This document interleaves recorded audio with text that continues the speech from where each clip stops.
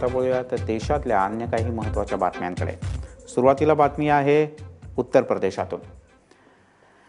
उत्तराखंडमध्ये मोठ्या प्रमाणात भूस्खलन झाल्याच्या घटना घडल्या आहेत। विष्णुप्रयाग परिसरातील हाथी पर्वत भागात भूस्खलन झाल्याने जवळपास 15,000 लोक अडकले आहेत। चारधाम यात्रेला सुरुवात झाल्याने उत्तराखंडमध्ये मोठ्या प्रमाणात भाविकांची गर्दी आहे।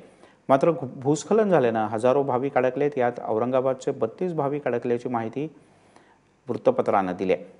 चामोली जिल्ह्यातील जोशीमठ भागातून 9 किलोमीटर अंतरावर भूस्खलन झालं आहे। यासोबतच ऋषिकेश बद्रीनाथ राष्ट्रीय महामार्गावर 60 मीटर भागात भूस्खलनाचं दृश्य दिसलं। यामुळे मोठं नुकसानही झालं आहे। ही दृश्य आपण आपल्या प्रेक्षकांना दाखवतो आहोत टीव्ही स्क्रीनवर।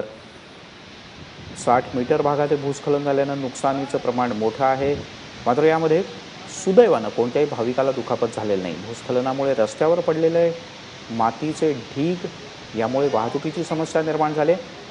रस्त्यावरचे मातीचे ढिगारे हटवून वाहतूक लवकरात लवकर सुरू करण्यासाठी प्रयत्न सुरू आहेत। त्यामुळे बद्रीनाथकडे जाणारी वाहतूक तुर्तास तरी सामान्य होण्यासाठी बराच वेळ लागेल।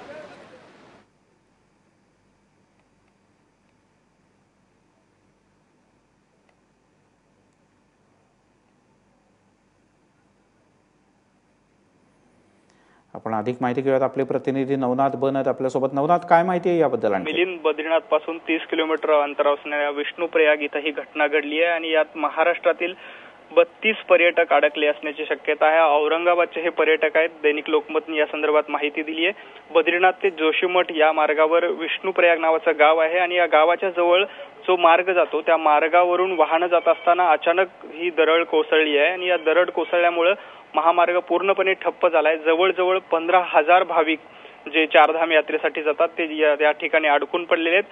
त्या ठिकाणी प्रत्यक्ष लोकांना फार मदत सुद्धा मिळत नाहीत। अनेक हॉटेल्स बंद पडलेले आहेत। त्या ठिकाणी हॉटेल मालकांकडून सुद्धा भाविकांचा त्या ठिकाणी आर्थिक वसुली करण्याचं काम मोठ्या प्रमाणावर सुरू आहे आणि सध्या सगळ्या सुरक्षा यंत्रणेला पाचारण करून लोकांना लवकरात लवकर मदत पोहोचेल यासाठी व्यवस्था केली जात आहे।